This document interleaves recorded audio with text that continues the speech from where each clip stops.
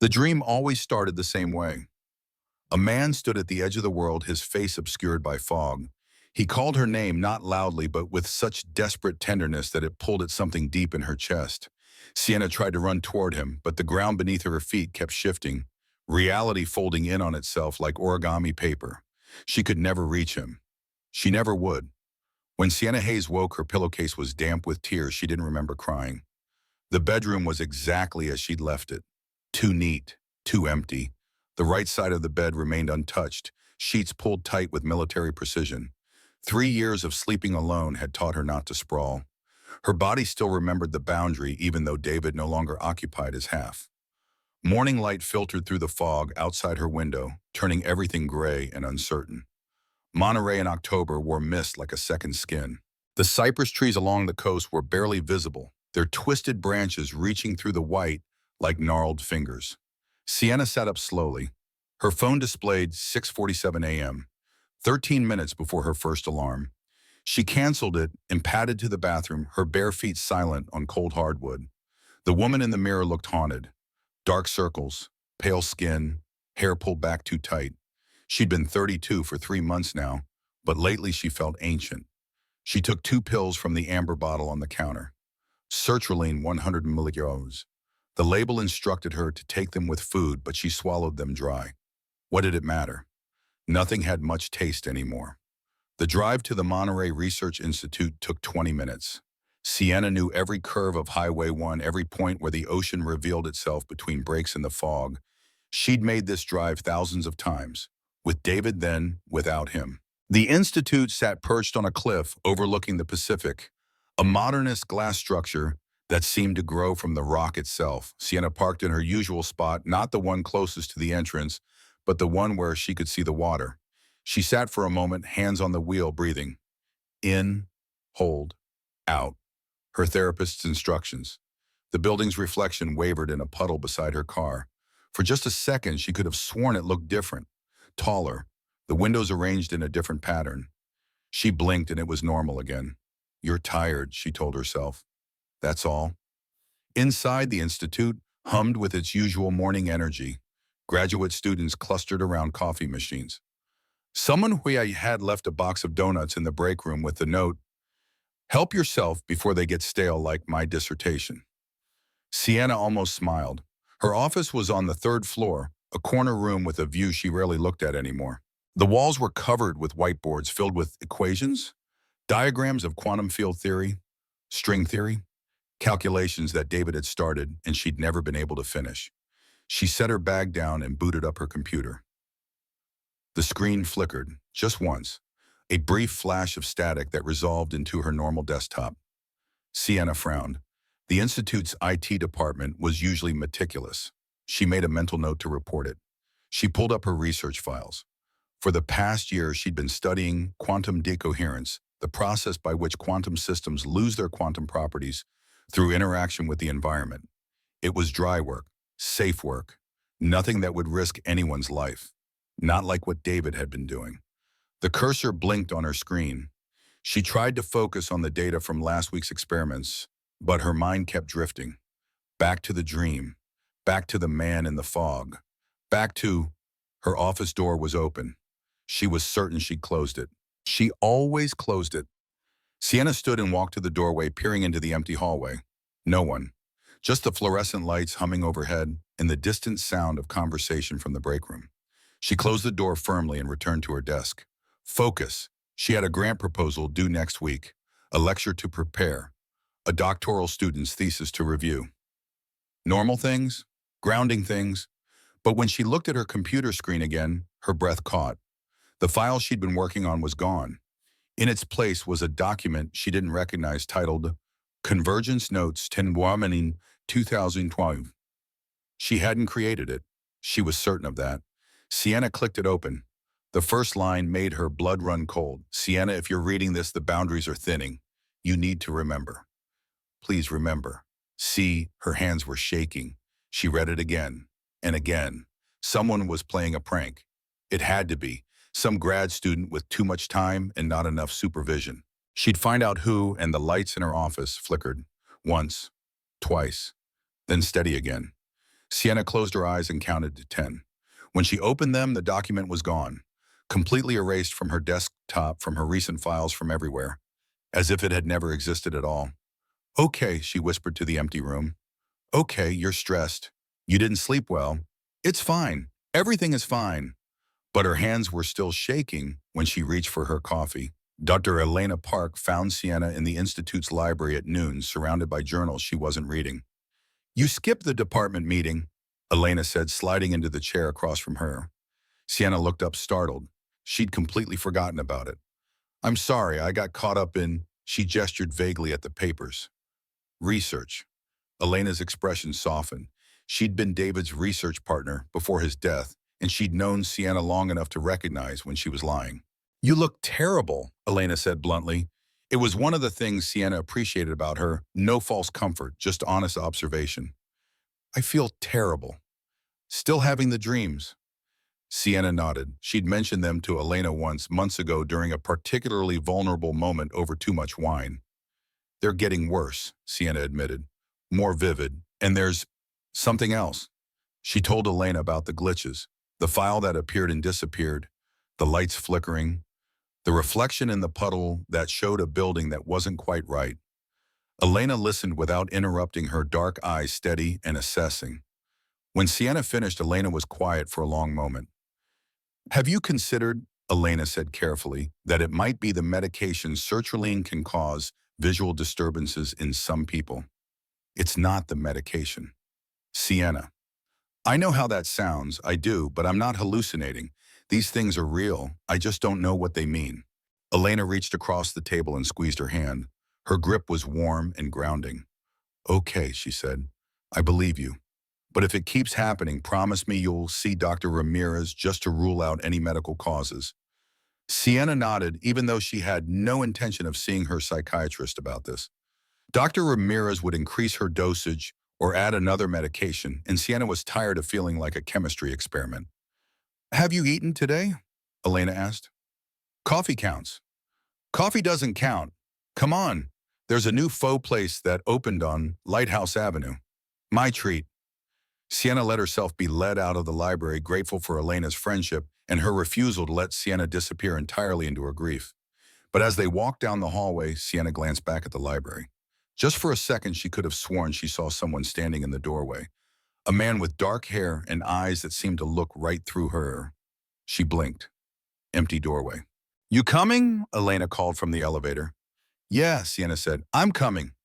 The pho was good. Sienna managed half a bowl before her appetite gave out. Elena talked about her latest research, a new graduate student who showed promise, the department politics that Sienna had successfully avoided by being generally antisocial. It was normal, comforting, until Elena's phone buzzed and her expression changed. What is it? Sienna asked. Marcus wants to see you. Dr. Marcus Chen was the Institute's director, a brilliant physicist who'd been David's mentor and friend. Sienna had been avoiding him for 3 years, unable to face the man who'd approved David's final fatal experiment. Tell him I'm busy. Sienna, he says it's important. Something about David's old research files. The restaurant suddenly felt too warm, too crowded. Sienna pushed her bowl away. Now he's waiting in his office.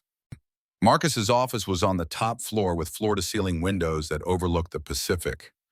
On clear days, you could see all the way to Big Sur. Today, you could barely see the parking lot. He stood when Sienna entered, his expression grave. He'd aged in 3 years, more gray in his hair, deeper lines around his eyes. Sienna, thank you for coming. Elena said it was about David's files. Marcus nodded and gestured to a chair. Sienna sat, her stomach tight with anxiety. I received something yesterday, Marcus said. A package. No return address. Inside was a flash drive labeled with David's handwriting. He held it up. A plain black USB drive, small and innocuous. I haven't been able to open it, Marcus continued. The files are encrypted, but there was a note. It said the password is something only you would know. Sienna took the drive with numb fingers. David's handwriting on the label was unmistakable. Neat, precise letters, Project Convergence. Where did this come from? She asked. I don't know. Like I said, no return address. The postmark was local, mailed 3 days ago. 3 days ago. 3 years after David's death. This doesn't make sense, Sienna said. David destroyed all his convergence files before the accident. He told me he did. Maybe he kept a backup, Marcus suggested. Or maybe someone else had copies. Sienna stared at the drive. Part of her wanted to throw it away to refuse this intrusion from the past. But a larger part, the part that had been a scientist before she was a widow, needed to know what was on it. I'll look at it, she said quietly. Marcus's relief was visible. If you need any help, I'll handle it alone. She left before he could argue, the flash drive burning like a coal in her pocket. Sienna didn't go back to the institute. She drove home, the flash drive sitting on her passenger seat like a live grenade. Her house was a small cottage in Pacific Grove, one of the older homes that hadn't been torn down to make way for vacation rentals. She and David had bought it 5 years ago, drawn by the view of Lover's Point and the sound of sea lions barking at night.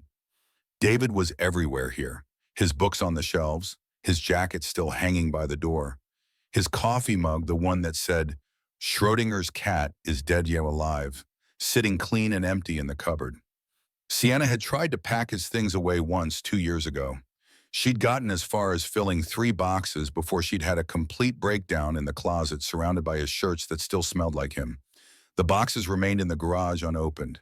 She made green tea the way she always did when working late, exactly the way the dream man had described it, and sat at David's old desk in the spare room they'd used as a shared office. The flash drive felt heavy in her hand. What was on it? Research data, personal files, some kind of message. There was only one way to find out. Sienna plugged it into her laptop. A single encrypted folder appeared password protected.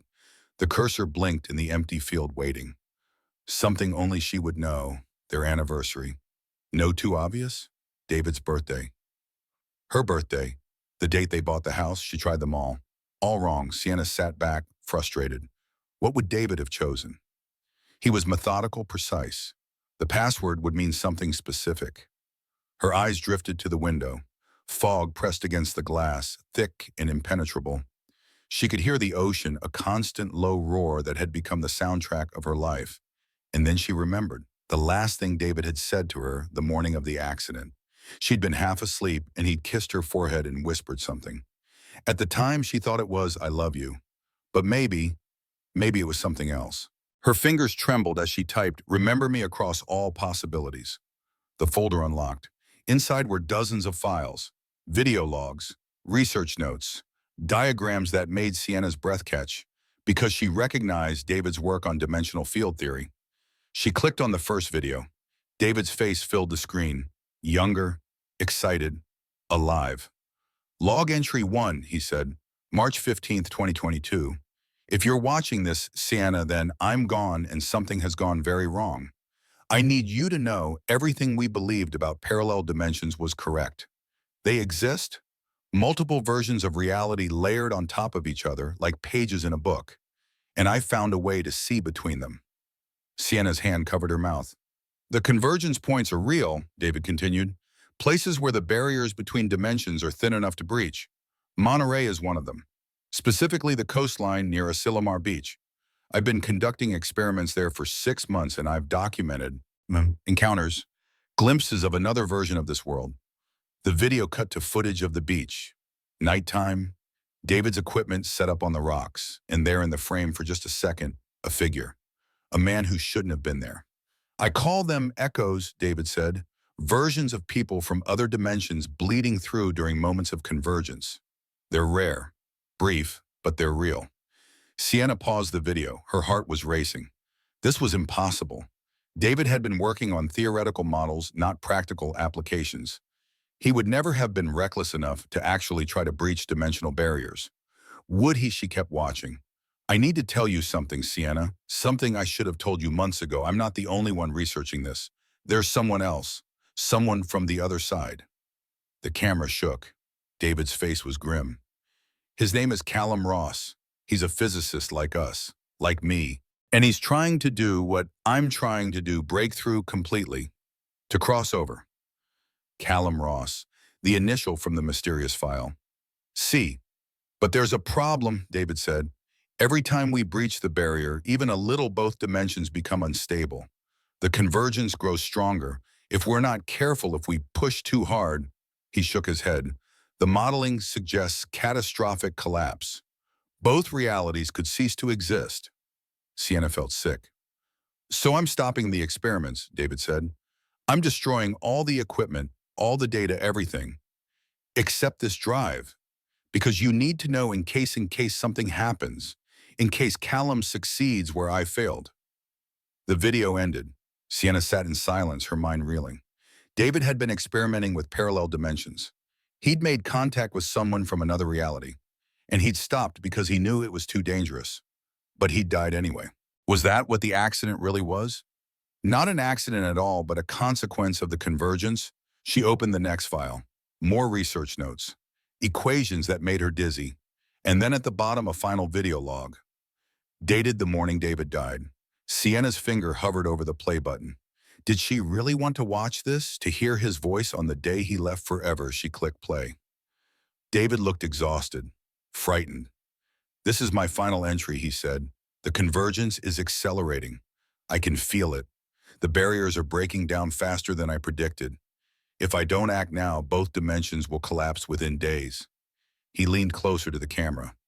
Sienna, I'm going to seal the breach. I have to. Even if it means, his voice cracked, even if it costs everything. I need you to know I love you. Across all possibilities, across all dimensions, I love you. And I'm sorry. The video ended. Sienna was crying. She didn't remember starting, but tears were streaming down her face, hot and unstoppable. David had known he was going to die. He'd made the choice deliberately, to save her, to save both worlds. And she'd spent 3 years blaming herself. A knock at the door made her jump, loud and insistent. Sienna wiped her face and stood on shaky legs. Who would be visiting at? She glanced at the clock, 9 p.m. She'd been watching the videos for hours without realizing. The knock came again. She walked through the dark house, turning on lights as she went. Through the window beside the door, she could see a figure on her porch. Tall, male, silhouetted against the fog. Sienna's hand hesitated on the doorknob. Sienna Hayes. A voice, deep, uncertain. Please, I need your help. I'm lost and I don't know where I am. Something about the voice made her open the door. The man on her porch was soaked, his dark hair plastered to his head. His closed jeans, a button-down shirt, a heavy coat dripped water onto her welcome mat. He looked disoriented, confused, and utterly exhausted. But it was his eyes that made Sienna's breath stop. She knew those eyes, from her dreams, from the fog, from the place she could never reach. Who are you? She whispered. The man swayed slightly. My name is Callum Ross. I'm sorry to bother you. I was walking on the beach and I got turned around in the fog. I saw your lights and he stopped, stared at her. Wait, what did you say your name was? Sienna Hayes. All the color drained from his face. He took a step back, almost stumbling off the porch. That's not possible, he said. You can't be what? Callum reached into his coat pocket with a shaking hand. He pulled out something small and metallic. A pocket watch, old and tarnished. He opened it. Inside, where a photo might be, was an engraving for Sienna Hayes. All my love always. See, you're her, Callum said, his voice breaking. You're really her, but that means He looked around wildly at the street, the house, the fog. What have I done? And then his eyes rolled back and he collapsed. Sienna barely caught him before he hit the ground. Callum Ross weighed approximately 180 pounds of dead weight. Sienna managed to drag him inside and onto her couch, though her back would probably hate her tomorrow. He was breathing normally, pulse steady, not dying, just unconscious. She should call 911. That was the reasonable thing to do. But nothing about this situation was reasonable. A man from her dead husband's research files had just appeared on her doorstep carrying a pocket watch with her name on it. Sienna stood over him, her phone in her hand, trying to make sense of it. In the better light of her living room, she could see Callum more clearly. Mid-30s maybe, strong features, a scar along his jawline. Dark stubble that suggested he hadn't shaved in days. His clothes were strange. The cut of his shirt was slightly off the fabric, an odd texture. Even his shoes looked wrong somehow, like they were from a brand that didn't exist. She knelt beside him and carefully removed the pocket watch from his limp hand. It was heavy, real silver with intricate engravings on the case. The mechanism inside ticked steadily. But it was the inscription that made her chest tight. For Sienna Hayes. All my love always. See Callum. He'd given her, or some version of her, this watch in another dimension. This is insane, Sienna muttered. This is completely insane. But David's files were real. His research was real. And this man, whoever he was, knew things he shouldn't know. Callum stirred. His eyelids fluttered. Sienna stepped back, giving him space. Don't move too fast, she said when his eyes opened. You fainted. He blinked at her, disoriented, and then memory seemed to flood back. He sat up quickly, too quickly, and immediately looked like he regretted it.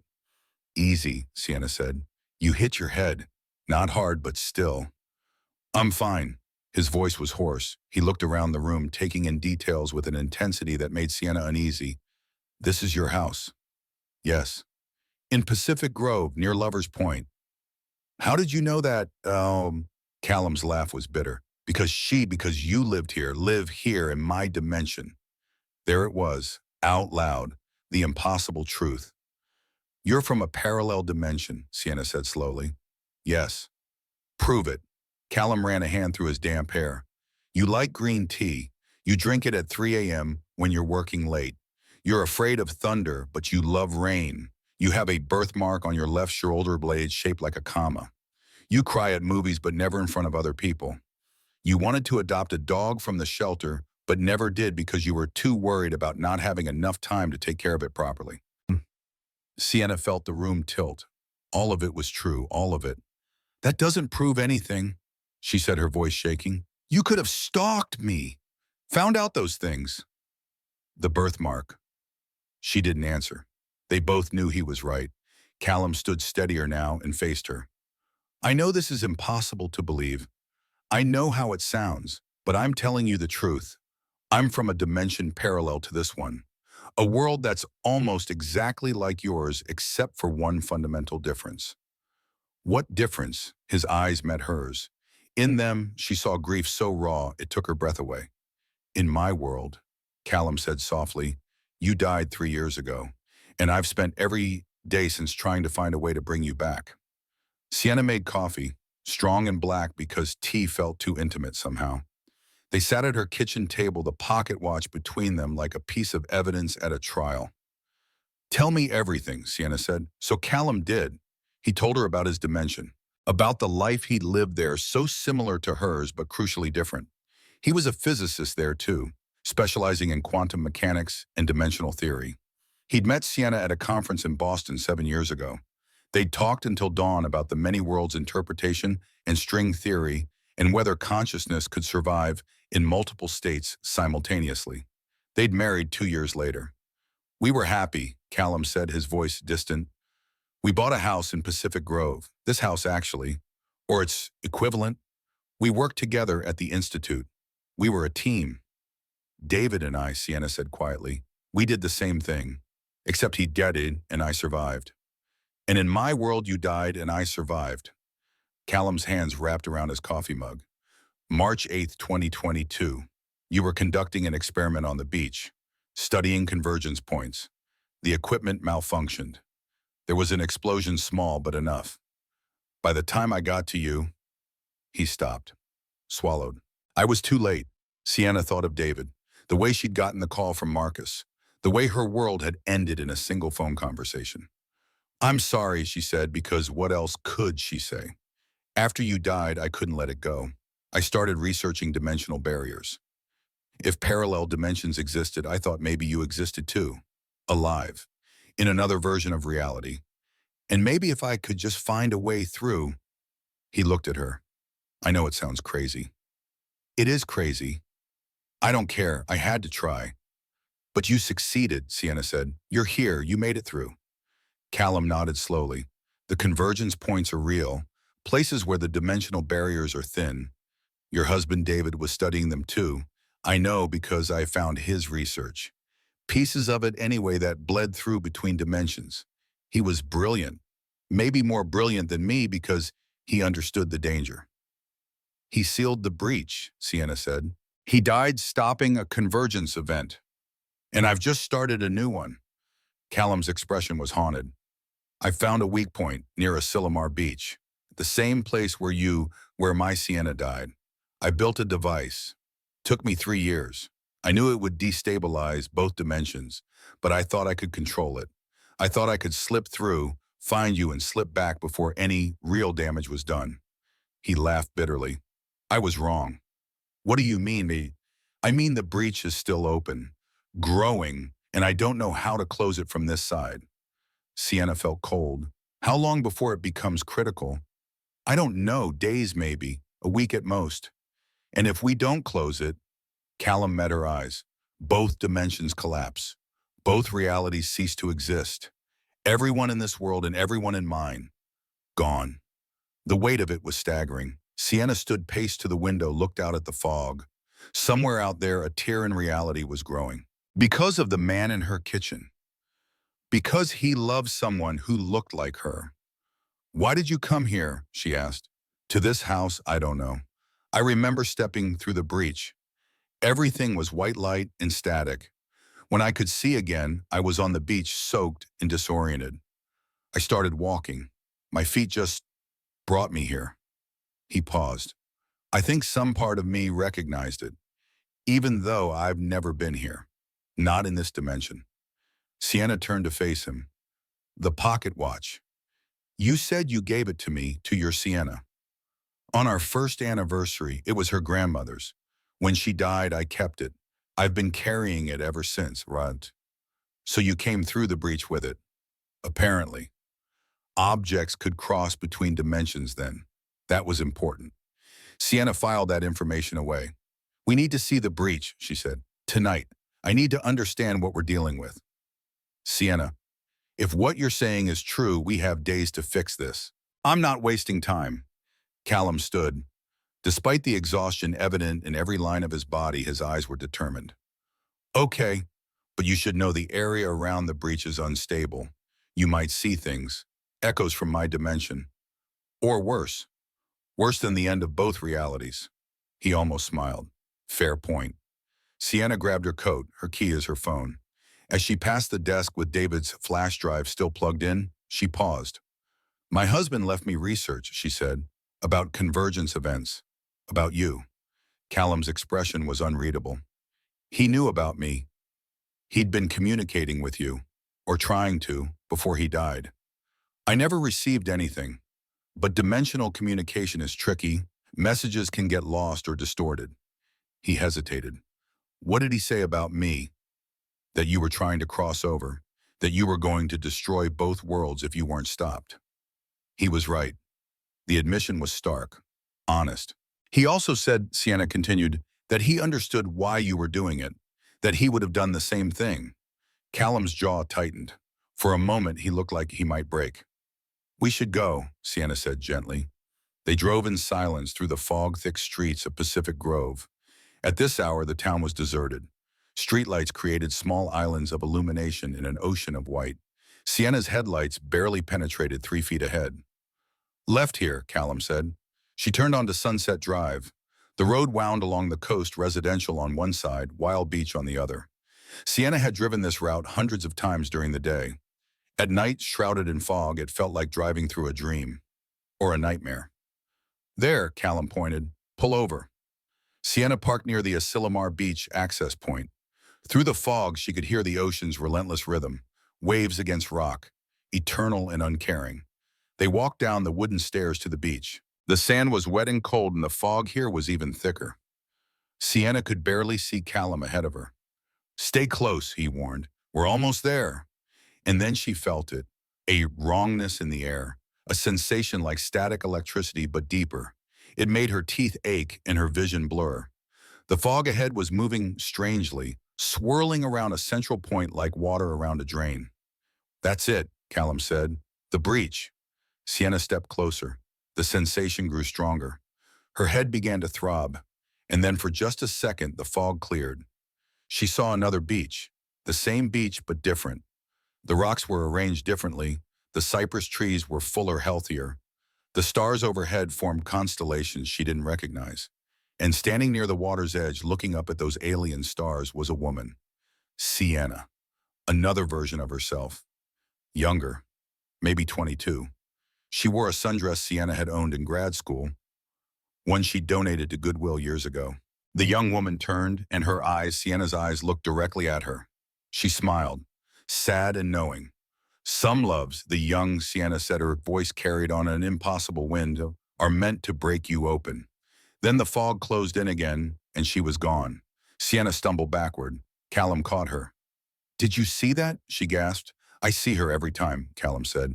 "She's an echo, a version of you that exists at the convergence point. I don't know why.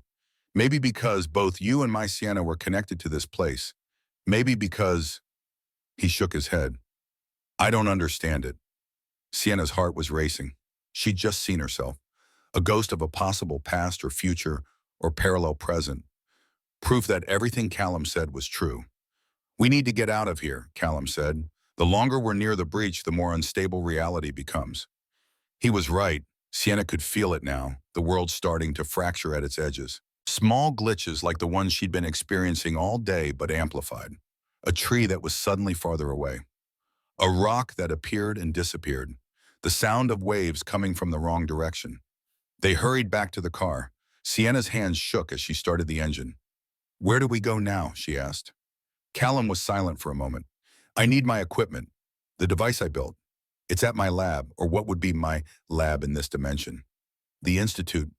Yes, I know it's risky, but if I can access the building, I might be able to gather what I need to seal the breach." Sienna pulled onto the road. Her mind was racing. Too much information, too many impossibilities. But one thing was clear, she had to help Callum close the breach. Not just for his dimension, but for hers. For David's sacrifice. For everyone who didn't know their reality was hanging by a thread. "There's something I don't understand," she said as they drove. "If you came here to find me, your Sienna, what happens when you go back? You'll lose her again." Callum stared out at the fog. When he spoke, his voice was barely audible. "I know, but at least I'll know she's alive somewhere. That in some version of reality, Sienna Hayes gets to live.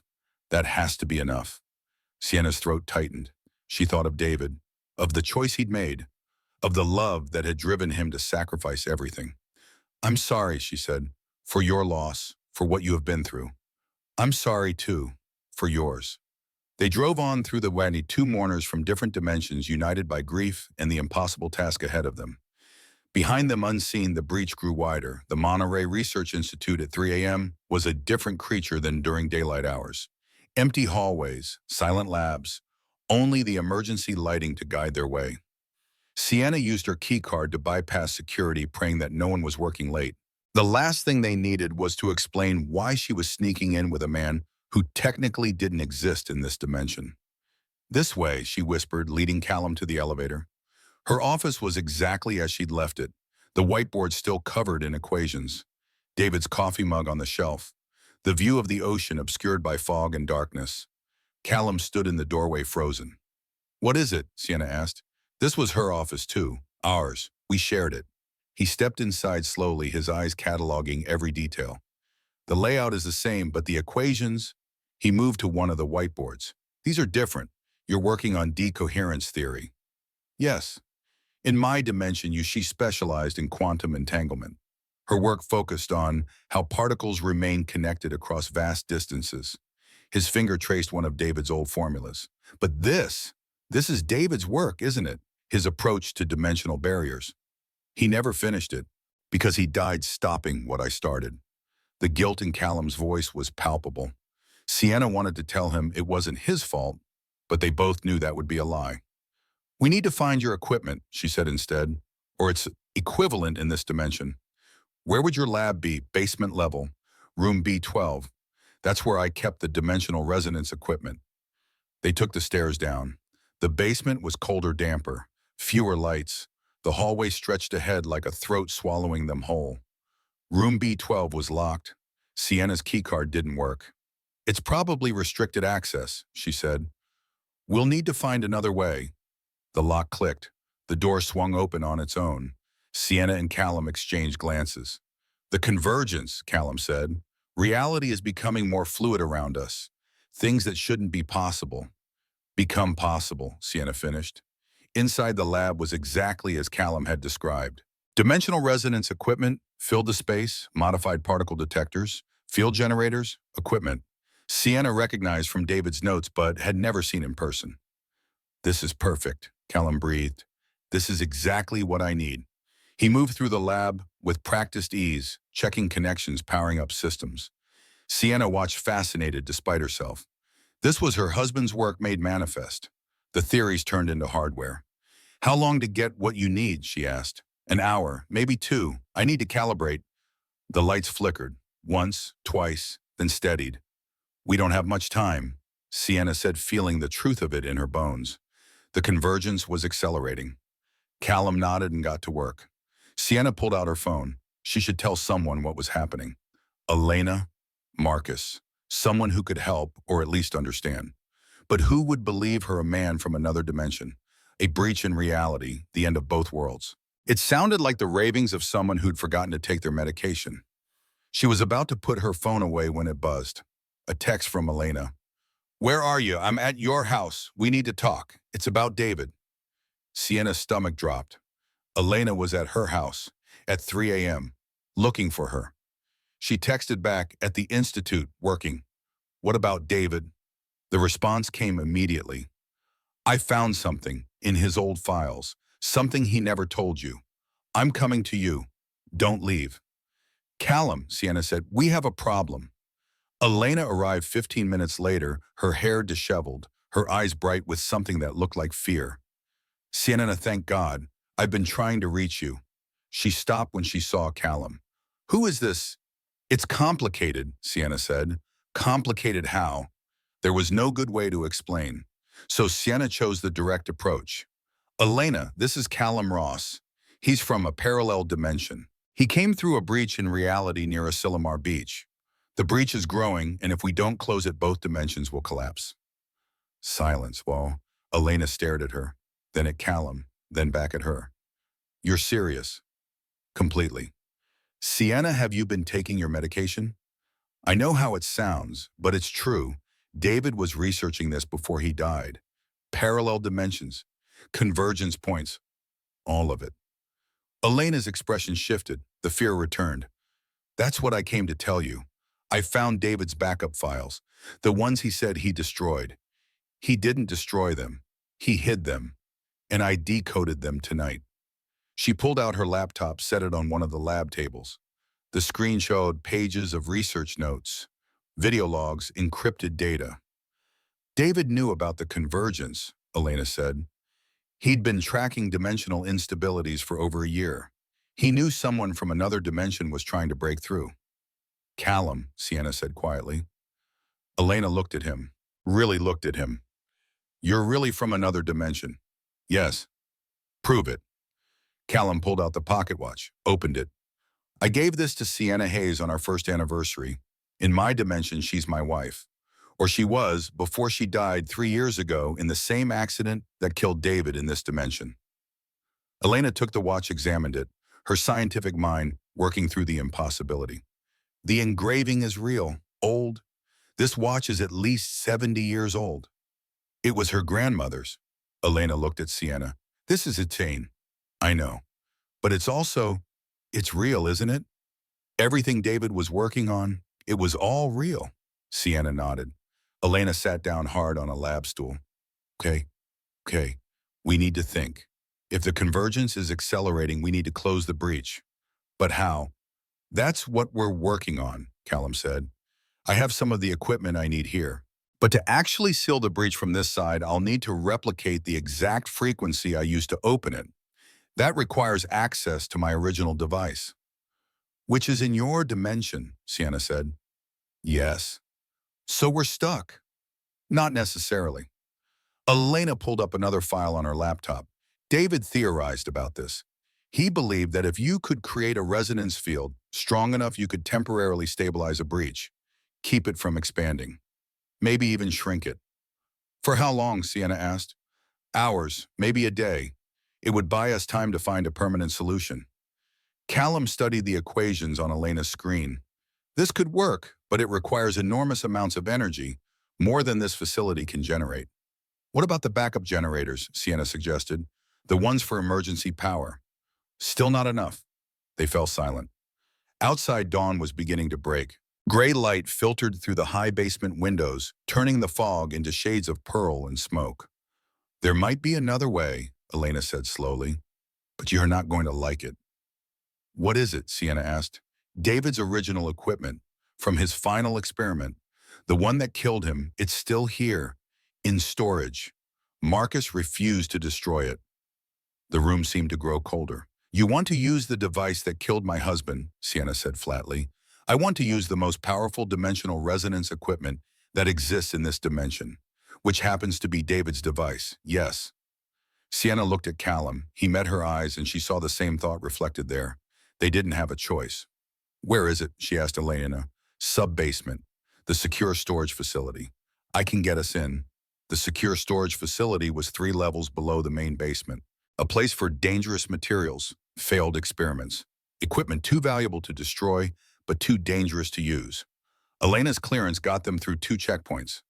At the third, the guard, a young man named Kevin, who usually worked nights, looked at them suspiciously. Dr. Park, Dr. Hayes, it's pretty early for a supply run. Emergency research, Elena said smoothly. We need to access the Hayes archive. Kevin's expression softened. Everyone at the Institute knew about David, the tragedy, the widow who'd never quite recovered. I'll need authorization from Dr. Chen. I'll get it, Elena promised, but we need to prep the equipment now. Time-sensitive experiment. Kevin hesitated, then nodded. Okay, but you didn't hear it from me. He buzzed them through. The Hayes archive was at the end of a long corridor, a climate-controlled room behind heavy doors. Inside, carefully labeled and cataloged, was everything David had left behind. His notebooks, his prototypes, his final device. Sienna hadn't been here since the funeral. Walking in now felt like stepping into a tomb. There, Elena said, pointing to a large metal case in the corner. They opened it carefully. Inside was a tangle of wires, modified field generators, quantum stabilizers, a device built from brilliance and desperation. This is what killed him, Sienna whispered. This is what he used to save both worlds, Callum corrected gently. He knew what he was doing. He made a choice. Sienna couldn't look at it. The device her husband had built with his own hands. The device that had stopped his heart. We need to move it upstairs, Elena said. Get it integrated with the equipment in B12. That will take hours, Callum said, examining the device. And we need to test it first. Make sure it's still functional. Then we better get started. They worked in shifts. Sienna and Elena carried components while Callum ran diagnostics. It was slow, painstaking work. Every connection had to be perfect. One mistake could trigger another convergence event or destroy the equipment entirely. As dawn turned to morning, Marcus appeared. What the hell is going on? He demanded from the doorway of B12. Kevin just told me you accessed the Hayes archive without authorization. Marcus, Elena started, but Sienna cut her off. I authorized it. David's research is mine to use. That's not how this works. That equipment is dangerous. It killed David. I won't let it kill you too. Then help us, Sienna said, because we're doing this with or without you. Marcus looked at the lab, at the equipment being assembled, at Callum, whom he'd never seen before. Who are you? Marcus asked him. Callum Ross, physicist, from another dimension. Marcus blinked, looked at Sienna. Is this a joke? I wish it was, Sienna said. She told him everything. The breach, the convergence, the threat to both realities. She showed him David's files, the evidence in the equations, the proof in the growing instabilities around them. Marcus listened without interrupting. When she finished, he was quiet for a long time. David tried to tell me, he finally said, before the accident.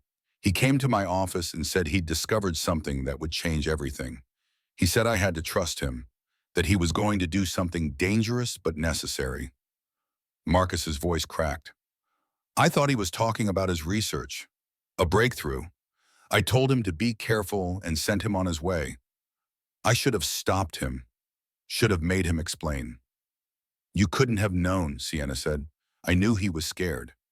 I saw it in his eyes, and I did nothing. You're doing something now, Elena said. Help us finish this. Help us close the breach. That's what David would want. Marcus nodded slowly. Okay, what do you need? With Marcus's help, the work went faster. He knew David's equipment better than anyone. He'd supervised its construction, reviewed the designs, understood its capabilities. By noon, they had David's device integrated with the lab equipment, a hybrid system capable of generating the resonance field they needed. The question is, Callum said, studying the readouts, will it be enough? Only one way to find out, Marcus said. We need to test it at the breach site, Sienna said. See if it can stabilize the convergence. That's dangerous, Elena warned. If the device fails, if we don't try, we're all dead anyway, Sienna finished. They loaded the equipment into Marcus's van, heavy cases filled with humanity's last hope of survival. It felt absurdly mundane, like moving furniture instead of saving reality itself. The drive to Asilomar Beach took 20 minutes. Traffic was light, people going about their normal Thursday unaware that their world was hanging by a thread. Sienna sat in the back with Callum. Neither of them spoke. There was too much to say, and no way to say it. Finally, Callum broke the silence. In my dimension, David was a friend, not close, but we knew each other. Published a paper together once. He was a good man. He was the best man, Sienna said. Even when he was frustrating and obsessive and so lost in his work, he forgot to eat. My Sienna was like that too. I'd find her at 4 a.m., surrounded by notebooks, hair in a messy bun, talking to herself about quantum entanglement. He smiled at the memory. I'd make her tea, and she'd barely notice. But she'd drink it, and sometimes she'd look up at me and smile like I'd given her the moon. Sienna's chest ached. This man had loved someone who looked like her, sounded like her, shared her mannerisms. But it wasn't her. Could never be her. What was she like? Sienna asked. Your Sienna. Tell me about her. Callum was quiet for a moment. She was brilliant, fearless. She laughed at horror movies and cried at documentaries about animals. She couldn't cook to save her life, but she made the best grilled cheese sandwiches. She sang in the shower. Off-key. She was terrified of failure, but she tried anyway. She loved thunderstorms. She wanted to change the world. She sounds amazing. She was. He looked at Sienna. You are. I'm not her. I know, but you're not so different either. Both versions of Sienna Hayes. Both brilliant and brave and kind. I'm not brave. I've been hiding for 3 years. You're here now, facing the impossible. That's bravery. They arrived at the beach. The fog was thicker today, almost solid. The air felt electric, charged with wrongness. The convergence is worse, Marcus said, checking his instrument, and the breach has grown by 30% since last night. They unloaded the equipment and carried it down to the sand, close to the swirling center where reality bent and broke. Everyone ready? Callum asked. Sienna, Elena, and Marcus nodded. Callum activated the device. The sound was like nothing Sienna had ever heard, a low thrumming that vibrated in her bones. The air around them began to shimmer. The fog pulled back, revealing the beach beneath and the beach beyond. Two worlds superimposed. Two realities bleeding together. Sienna saw herself again, the young Echo. But this time the woman wasn't alone. There were others, versions of Elena, versions of Marcus, and standing beside young Sienna holding her hand was David. Not dead, alive, in another dimension. David, Sienna breathed. He looked directly at her. His eyes were sad and knowing. He mouthed something. 3 words. I'm sorry too. Then the resonance field stabilized and the vision cleared. The beach was just a beach again. One reality, one world. It's working, Marcus said, checking his instruments. The breach is shrinking, slowly, but it's shrinking. How long will it hold? Elena asked. 12 hours, Callum said. Maybe less. The field is stable, but it's drawing enormous amounts of power. Eventually, something will give. So we have 12 hours to figure out how to close the breach permanently, Sienna said. Yes, 12 hours until the end of everything, or the beginning of a solution. They returned to the Institute. In Marcus's office, they spread out David's research, Callum's notes, Elena's calculations, looking for an answer that might not exist. The problem is energy, Callum explained. To close the breach permanently, someone needs to be on the other side to seal it. But the energy required to send someone through would destabilize the breach further. We'd cause exactly what we're trying to prevent. What if we don't seal it? Elena suggested. What if we just stabilize it? Keep both dimensions separate but not closed. That's a band-aid, not a cure, Marcus said. Eventually, the convergence would resume. Maybe not today or tomorrow, but soon. So someone has to go through, Sienna said quietly. Someone has to cross to the other side and close the breach from there. They all looked at Callum. I can't, he said. If I go back, there's no one here with the knowledge to maintain the resonance field. The moment I cross over this dimension becomes vulnerable. Then I'll go, Sienna said. Absolutely not, Marcus snapped. You're not sacrificing yourself. I'm not sacrificing anything. I'm choosing, like David chose. Sienna, Callum said gently, if you cross over, you might not survive the transition.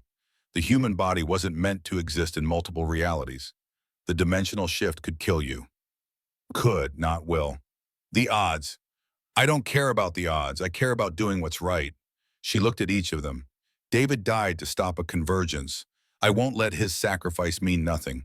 If I can close this breach, save both dimensions, then that's what I'm going to do. Elena's eyes were wet. There has to be another way. If there is, we haven't found it. Silence fell, heavy and absolute. Finally, Marcus spoke. If we're going to do this, we need to prepare properly. Give Sienna the best chance of survival. How? Elena asked. David's notes mentioned something, a protective field. If we could generate it around Sienna during the transition, it might shield her from the worst effects. That would require modifying the device, Callum said, recalibrating the resonance frequency. We have 12 hours, Marcus said. Let's use them. They worked like people possessed. Marcus and Elena on the protective field calculations, Callum modifying the device, Sienna reviewing everything looking for flaws or oversights. At 6 p.m., Elena ordered pizza. They ate without tasting it. Fuel for bodies that wanted to give up. At 9 p.m., Marcus received a call from the security guard. There were reports of strange phenomena around the beach, people seeing double, objects appearing and disappearing. The police were investigating. How long before someone realizes what's really happening? Elena asked. Not long, Marcus said. We need to move faster. At 11 p.m., Callum finished the modifications. The device was ready, but there was still one problem. The crossing has to be timed perfectly, he explained, during a moment of peak convergence, when the dimensional barriers are thinnest. If we miss the window, Sienna will be trapped between dimensions. When is the next peak? Sienna asked. Callum checked his calculations. Tomorrow morning, 5:47 a.m. 7 hours. I need to go home, Sienna said suddenly. I need to see my house one more time. I'll drive you, Callum offered. Elena and Marcus stayed behind to finalize the preparations. Sienna and Callum drove through the dark streets in silence. At Sienna's house, everything looked normal, peaceful, the porch light glowing warm, the curtains drawn. A home that would exist tomorrow or cease to exist entirely, depending on what happened at dawn. Come in, Sienna said. Inside, she made tea. The ritual was comforting, familiar. She handed Callum a cup and they sat on the couch where just last night he'd collapsed after crossing dimensions. Thank you, Sienna said. For what? For trying, for caring enough about love that you'd risk everything. I destroyed your world. You're also helping save it. That counts for something. And they drank in silence. The clock ticked toward midnight, toward dawn, toward the moment when everything would change. Sienna, Callum said quietly, I need to tell you something about why I really came here. She looked at him. I told you I was searching for my Sienna, and that's true, but it's not the whole truth. He set his cup down, his hands shaking slightly. The truth is, I didn't come here by accident. I knew breaking through would cause a convergence. I knew it could destroy both dimensions, and I did it anyway. The words hung in the air between them. I was so consumed by grief, Callum continued, so desperate to see her again that I stopped caring about the consequences. I told myself I could control it, that I could slip through, find her, and slip back without damage. But that was a lie, I knew. Deep down, I knew what I was doing was wrong. And I did it anyway. Why are you telling me this? Because you deserve to know, because tomorrow morning you're risking your life to fix what I broke. And you should know that I'm not some tragic hero. I'm just a selfish man who loves someone so much I was willing to let the world burn. Sienna was quiet for a long time, processing, understanding. David would have done the same thing, she finally said. Callum looked at her surprised. If I had died instead of him, he would have torn reality apart to find me. I know he would have. Love makes us selfish, desperate, human. She reached over and took his hand. You're not a monster, Callum. You're just someone who loved deeply and lost everything. I understand that better than anyone. His fingers tightened around hers. How are you so kind? I'm not kind. I'm tired. I'm scared. And I'm so angry at the universe for taking David away. But I'm also here, still breathing, still capable of helping.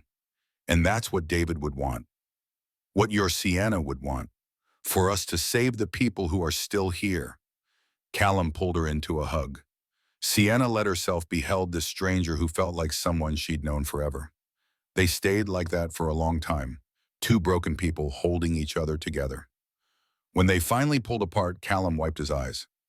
I have something else to tell you, he said, about the crossing tomorrow. There's a chance, a small chance, that if you make it to my dimension, you might see echoes of David there. Sienna's breath caught. What do you mean? The theory is that when someone dies in one dimension, their consciousness leaves an imprint in parallel dimensions, like ripples in a pond. Your David died here, but his echo might exist in my world, not alive, not really him, but something. Could I talk to him? I don't know. The echoes are unpredictable. Most people never see them, but given your connection to dimensional convergence, he shrugged. It's possible. The idea was intoxicating. To see David again, to hear his voice, even if it wasn't real, even if it was just a ghost. Thank you for telling me, Sienna said. I thought you should know before you decide to go through with this.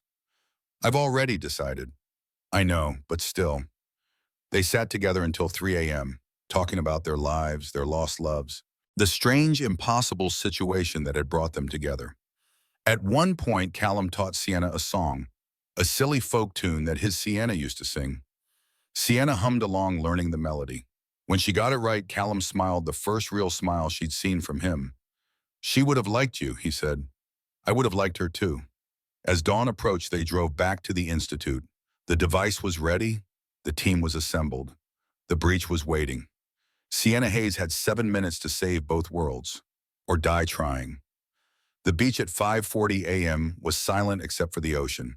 Sienna stood beside the device, feeling its hum in her bones. She'd changed into practical clothes, jeans, boots, a jacket that had been David's. In her pocket, she carried the pocket watch Callum had given her. A talisman, a promise. Marcus ran final checks. Elena double-checked the protective field generators. Callum stood apart, his face unreadable. 2 minutes, Marcus announced. Sienna's heart pounded. This was it, the moment that would define everything. If this doesn't work, she started. It will work, Elena said fiercely. She hugged Sienna tight. You come back, you hear me? You come back. I'll try. Marcus hugged her next. Brief and awkward, but genuine. David would be proud of you. I hope so. Finally, Callum approached. He looked exhausted, haunted, but also determined. The transition will be painful, he warned. Your body will feel like it's being torn apart and reassembled. Don't fight it. Let the process happen. And on the other side, find the resonance chamber. It'll be in the same place as here. Use the device to seal the breach. The frequency is already programmed. Just activate it and hold it steady for 30 seconds. 30 seconds. Got it. Sienna. He took her hands. I'm sorry for all of this, for everything. I know, it's okay. If you see her, my Sienna's echo, tell her I loved her. Tell her I'm sorry I couldn't let her go. I will. The device began to glow. The air shimmered. The breach was reaching peak convergence. It's time, Marcus said. Sienna stepped into the circle of light. The protective field wrapped around her like a cocoon. She could see her friends through it, distorted and wavering. 30 seconds, Callum called. By 28. The world began to fragment, reality peeling away in layers. Sienna could see multiple versions of the beach, multiple skies, multiple oceans. 15 seconds. Pain exploded through her body. Callum was right, it felt like being torn apart. Every cell screaming, every nerve on fire. 10 seconds. She almost collapsed, but she forced herself to stay upright. Stay focused. Wish 4-3. The young Sienna appeared beside her. The echo. She smiled and mouthed those same words. Some loves are meant to break you open. 2-1. The world went white. Sienna woke on a beach she recognized but didn't know. Same rocks, same cypress trees, but the sky was wrong. The constellations unfamiliar. The air tasted different. She'd made it. She was in Callum's dimension. Every muscle in her body ached, her head throbbed, but she was alive. The protective field had worked. Sienna struggled to her feet. The resonance chamber should be nearby, same location as in her dimension. She started walking, each step an effort. And then she saw him, David, standing on the rocks looking out at the wrong sky ocean. He turned when she approached, and his eyes, David's eyes, met hers. "Hello, Sienna," he said. "I've been waiting for you." David's echo was exactly as Sienna remembered him, yet somehow different. He wore the same gray hoodie he'd died in, the same worn jeans. His hair was the same length, falling slightly over his forehead, the way it always did when he forgot to get it cut. But his eyes held something that hadn't been there before, a depth, a knowledge that seemed to stretch beyond the boundaries of one single life. "You're not really him," Sienna whispered, her voice breaking. "No," David's echo agreed, "but I'm not nothing either. I'm the part of David Hayes that resonates across dimensional frequencies. A memory given form, an impression left on the fabric of reality itself." Sienna's legs gave out. She sank onto the rocks, overwhelmed. After 3 years of grief, of guilt, of carrying the weight of his death, here he was. A ghost. An impossibility. Real enough to see, but not real enough to hold. "I miss you," she said. "God, I miss you so much." The echo sat beside her, not quite touching, but close enough that she could almost feel him. "I know, I feel your grief. It echoes through the dimensional walls. Every night you cry. Every morning you wake up and remember. I feel all of it. Then you know how much it hurts." "I do. But Sienna, you have to let me go." She looked at him sharply. "What? The reason I appear here at this convergence point is because you're holding on too tight. Your grief is so strong it creates ripples across dimensions. You're keeping me tethered to a world I no longer belong to. I don't know how to let go." "Yes, you do. You're already doing it." He gestured back toward where she'd come from. "You crossed dimensions to save both worlds. That's not the action of someone trapped in the past. That's someone choosing the future." Sienna wiped her eyes. Her hands were shaking. "Did you know when you went to seal the breach 3 years ago? Did you know you'd die?" "Yes." The simple admission broke something in her chest. "Why didn't you tell me?" "Because you would have tried to stop me, and both dimensions would have been destroyed." David's echo looked at her with infinite sadness.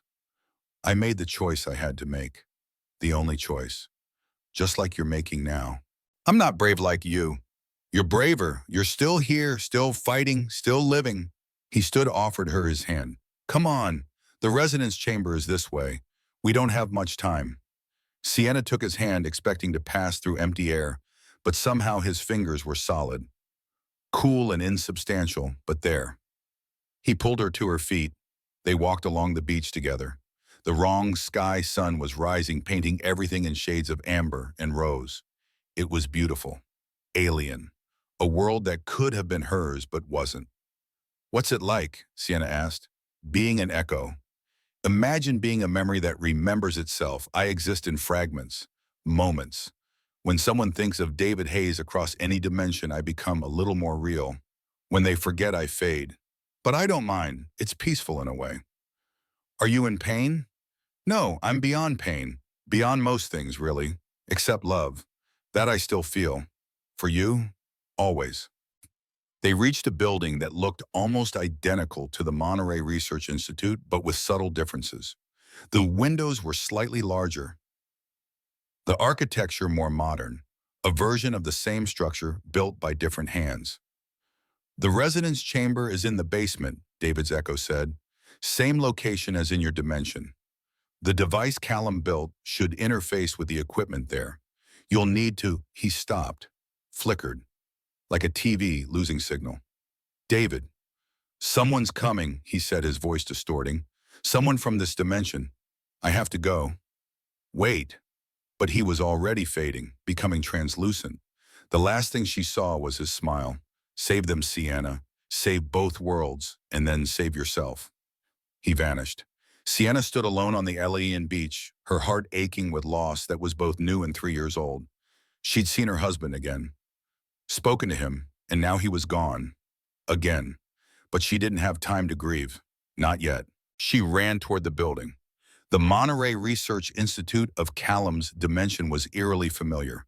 Same keycard readers, same sterile hallways, same fluorescent lights humming overhead. But the photos on the walls were different. The staff directory showed names Sienna didn't recognize.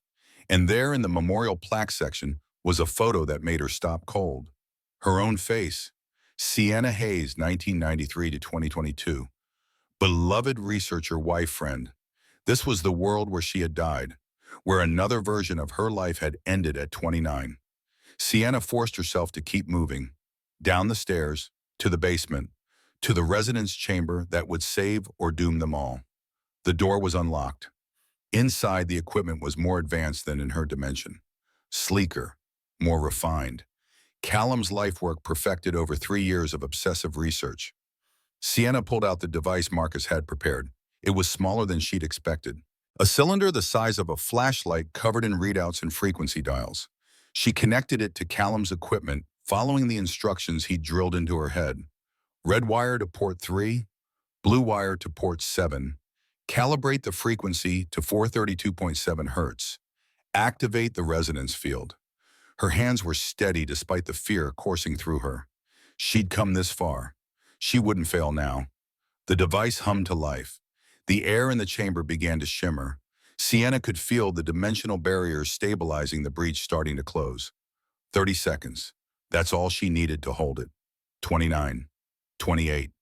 The door behind her opened. Sienna spun around and found herself face to face with a woman who looked exactly like Elena Park. But this Elena's hair was shorter, her eyes harder, and she was holding the gun. Step away from the device, Elena said. What no? I need to. I know what you need to do, and I can't let you. Sienna's mind raced. You're Elena from this dimension. Dr. Elena Park, head of dimensional research. And you're Sienna Hayes from the other side. I've been tracking the convergence for weeks, waiting to see what would come through. Then you know I have to close the breach. Both dimensions are at risk. I don't care about both dimensions. Elena's voice was cold, controlled. I care about this one, my world. And I know that if you close the breach from this side, it will redirect all the dimensional energy back to your side. Your dimension will survive. Mine will collapse. That's not true. Callum said. Callum was lying, or more likely he didn't understand the full implications of his own research. Elena took a step closer.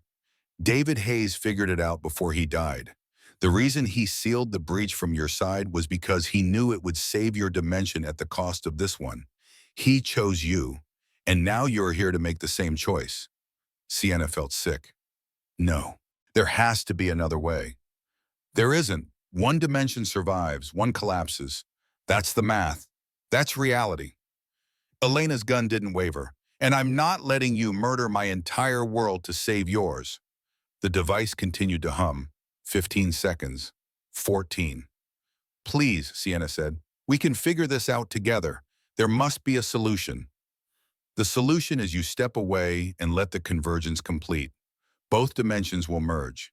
Some people will die, many people, but both worlds will survive in some form. It's the only way. A merged dimension would be unstable. It would collapse within months. Maybe, but it's a chance. Better than the certainty of death. 10 seconds. 9. Sienna looked at the device at Elena at the gun pointed at her chest. She thought of David's sacrifice, of Callum's desperate hope, of her friends waiting on the other side. She thought of all the people in both dimensions who had no idea their existence hung in the balance. And she made her choice. She dove for the device. The gunshot was deafening in the enclosed space.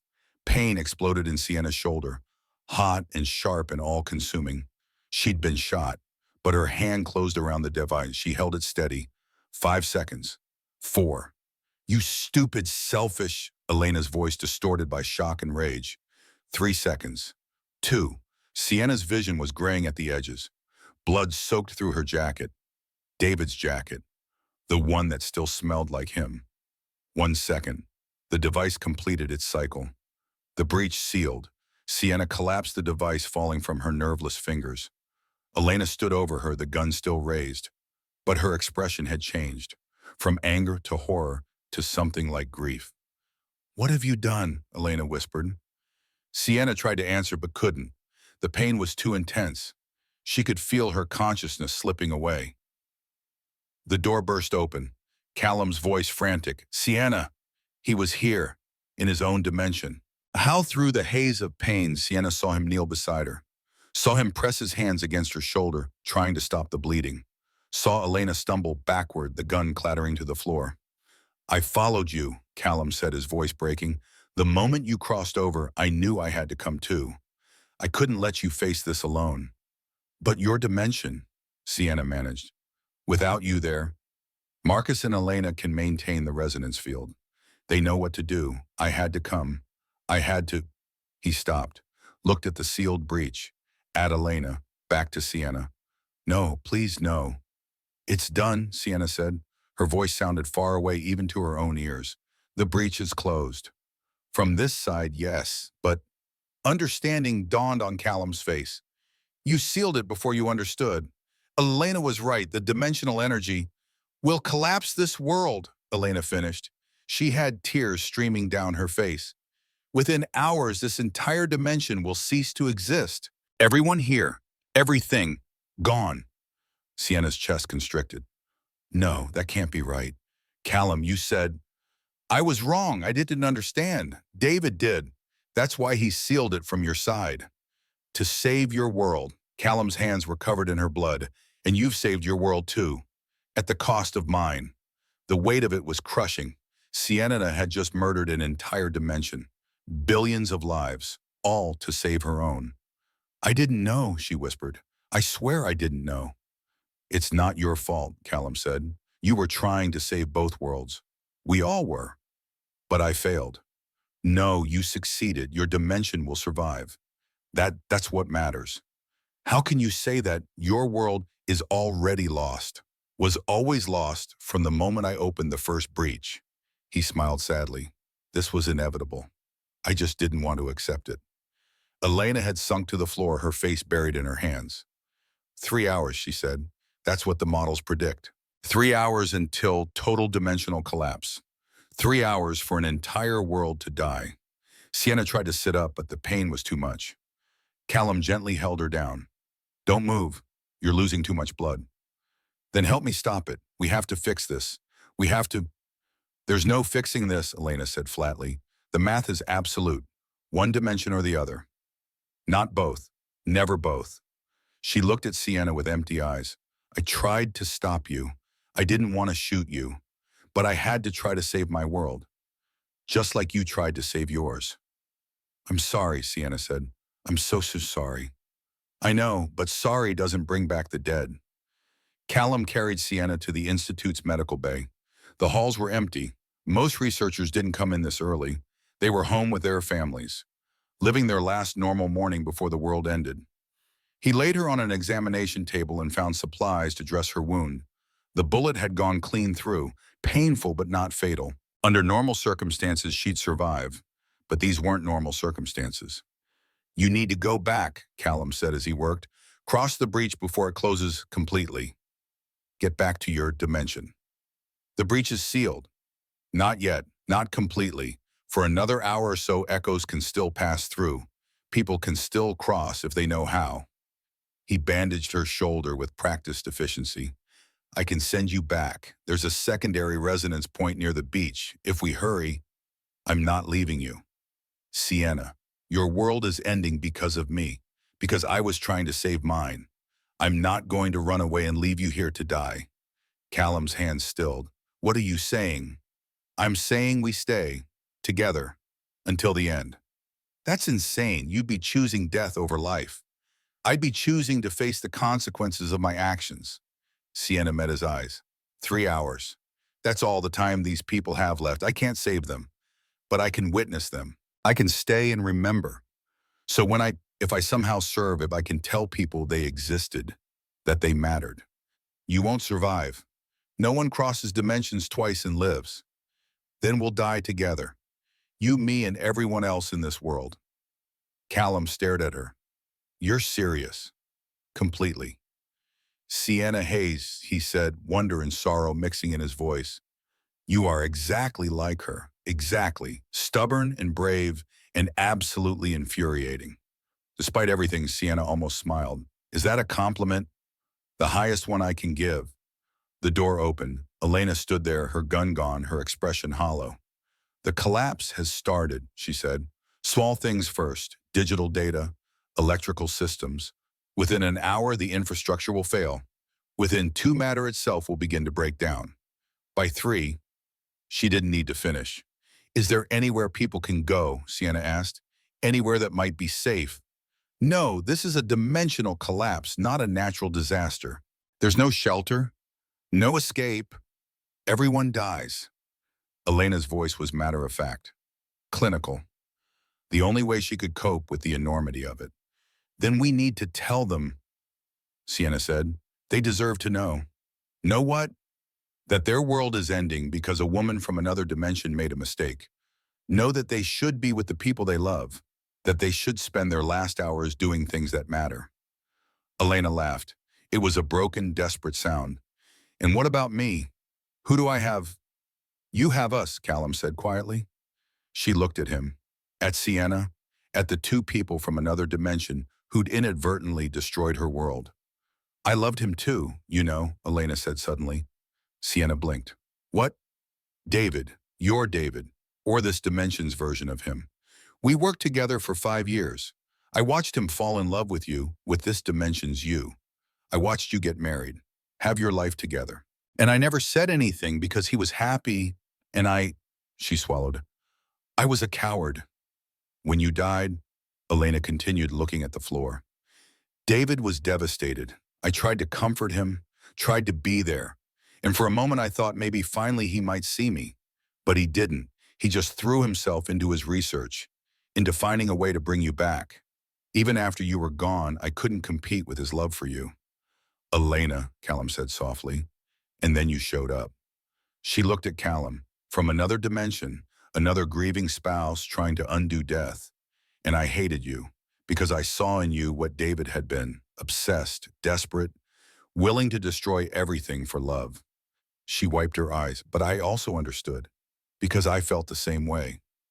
Silence filled the medical bay, heavy with grief and regret and the weight of things left unsaid. I'm sorry, Sienna said, for all the versions of me that couldn't see what you were feeling, for the pain that caused. Don't be. Love isn't something we control, it just is. We feel it and we suffer and we survive. Except now we don't get to survive. No, Sienna agreed. I guess we don't. Outside the window, the wrong sky sun continued its climb. Beautiful and uncaring. 1 hour left, maybe less. They went to the beach together, the 3 of them. All around them, reality was beginning to unravel. The fog flickered between present and absent. The ocean's roar sometimes sounded backwards, water flowing in reverse. The stars were visible in the daylight sky constellations that shouldn't exist. Other people had come to the beach too, families holding each other, couples watching the sunrise, elderly people sitting peacefully on benches. Everyone seemed to understand on some instinctive level that something was ending. Sienna sat on the sand with her back against a rock. Her shoulder throbbed, but the pain was distant. Everything felt distant now. Unreal. Callum sat beside her, not touching, but close. Tell me about your life, he said. What do you want to know? Everything. Anything. I want to hear about the world that survives. So Sienna talked about her childhood in Oregon, her decision to study physics, meeting David at a conference where they argued about quantum mechanics for 3 hours and fell in love somewhere between Schrödinger and Heisenberg, their wedding by the ocean, the house in Pacific Grove, the quiet happiness of ordinary days. We were going to adopt a dog, she said. We'd picked out the shelter. Planned to go that weekend, but David had an experiment he couldn't miss. Next weekend, he said, but there was no next weekend. I'm sorry, Me too. Elena had wandered down to the water's edge. She stood with her feet in the surf staring at the horizon. She loved him, Callum said quietly. Really loved him. And he never knew. Sometimes love is like that. One-sided, unreturned, painful. Muckly, he paused. But not worthless. Love has value even when it's not reciprocated. It changes us. Makes us more human. Is that what you learned loving your Sienna? Yes, and loving you. Sienna turned to look at him. Me. Not the you from this dimension. The you sitting next to me right now, different but the same. I've spent 3 days with you, Sienna Hayes of the other world. And I've learned that love isn't about finding the exact same person again. It's about recognizing something familiar in someone new and choosing to care anyway. I didn't come here looking for a replacement, Callum continued. I thought I did, but really I came looking for permission. Permission to love again, to let go of grief, to accept that Sienna, my Sienna, is gone. And that's okay, because love doesn't die, it transforms. Sienna's eyes were wet. You're saying goodbye. I'm saying I learned what I needed to learn, and now I can let her rest. He pulled out the pocket watch. The one with her name engraved inside. I want you to keep this. Callum, please, when this dimension collapses, I'll cease to exist. But the watch might survive the transition, might make it back to your dimension with you. And I want you to have it. A reminder that love persists, even when lovers cannot. Sienna took the watch with trembling hands. What if I don't survive the transition? Then we die together. And that's not the worst thing. They sat in silence, watching Elena at the water's edge, watching families saying goodbye, watching the sky begin to tear. 30 minutes, Callum said, checking his instruments.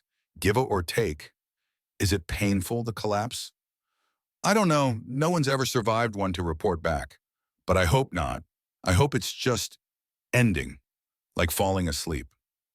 I'm scared. Me too. Elena walked back to them. She sat on Sienna's other side, forming a small circle of 3 people waiting for the end. I need to tell you something, Elena said, about David, about why he really sealed the breach. David discovered something, Elena continued, about consciousness and dimensional echoes. He realized that when people die in one dimension, their consciousness doesn't just disappear. It resonates across dimensions, becomes part of the universal field. Every thought, every memory, every feeling, it all persists, just in different forms. The echoes, Sienna said. Exactly. David theorized that love creates the strongest echoes, that people who love deeply leave the deepest impressions on reality itself. Elena looked at the collapsing sky. When he sealed the breach in your dimension, he knew he was dying, but he also knew his consciousness would echo, would find you again. In dreams, in memories, in moments when you needed him most. He's still with me, Sienna whispered. He's still with all of us. Every version of David Hayes across every dimension. They're all connected, all part of the same universal consciousness. Elena smiled sadly. That's what I learned from his research. We don't really die. We just change form, become echoes, become memory, become love itself. The truth of it settled over Sienna like a blanket. David wasn't gone.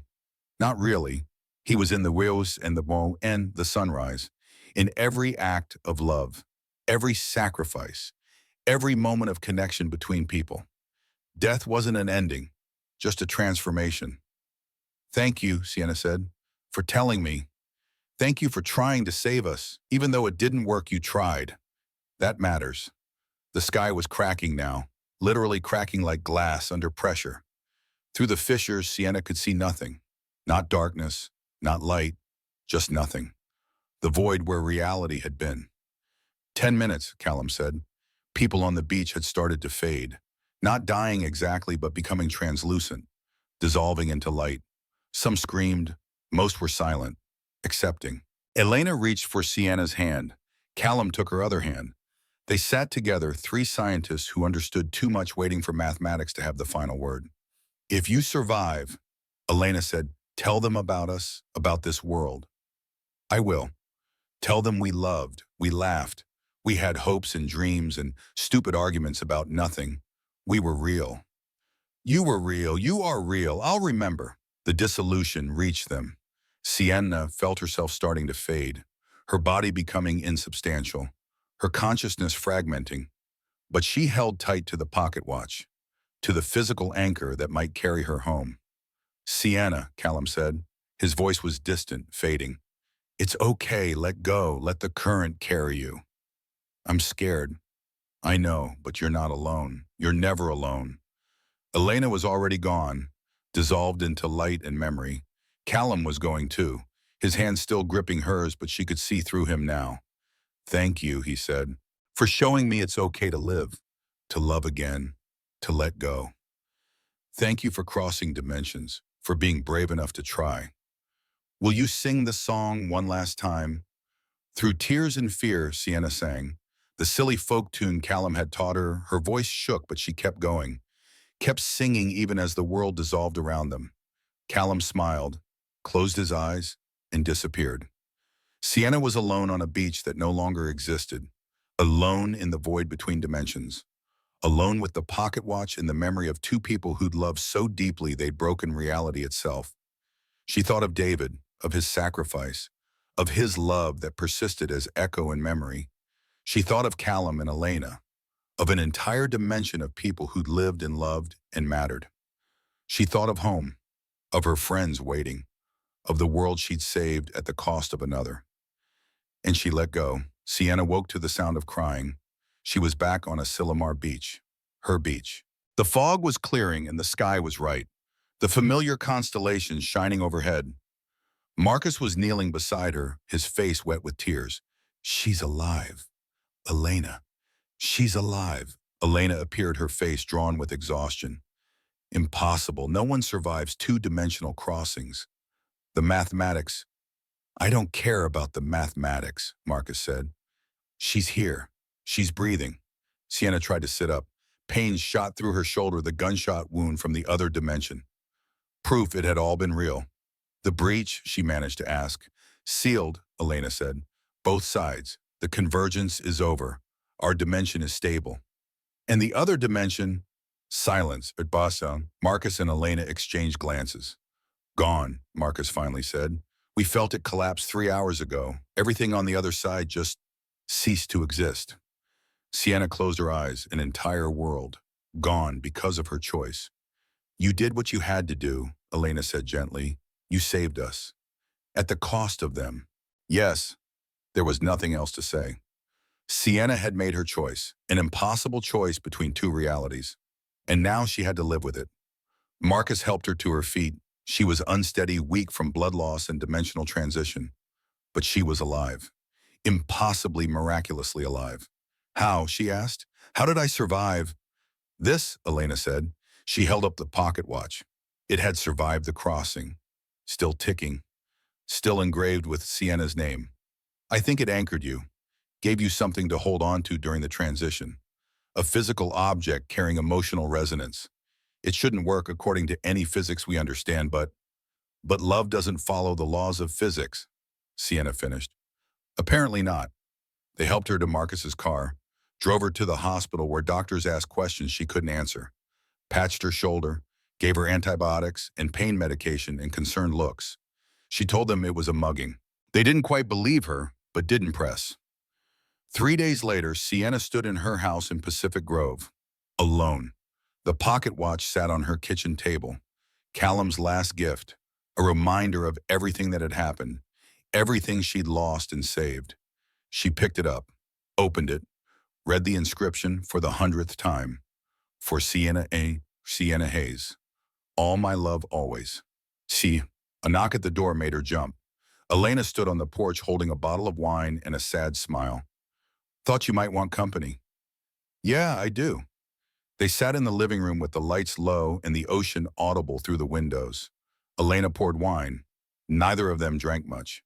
I keep thinking about her, Sienna finally said. The other Elena, the one from Callum's dimension. She loved David, died never telling him. Regret is a hell of a thing. Yeah, Sienna paused. Did you love him, David? Elena was quiet for a long time. When she spoke, her voice was barely audible. Yes. But not the way you think. I loved him like you love a good book or a perfect sunset. From a distance, with appreciation but not possession. I was never in love with him. But I loved him, and I miss him, and I'm sorry I never told you that before. Why tell me now? Because life is short and dimensions collapse, and we don't get infinite chances to say true things. Elena met her eyes because seeing the other version of me, seeing what happens when you stay silent, made me realize honesty matters more than comfort. Sienna reached over and squeezed her hand. Thank you for being honest, for being here. Where else would I be? They sat together until the wine was gone and the stars came out. Two women who'd survived the impossible. Two friends learning how to live with the weight of their choices. 6 months later, the memorial stood on a Silomar beach near the spot where the breach had opened. It was simple. A stone marker with an inscription, in memory of all those who exist in possibility. May we honor their reality by living fully in our own.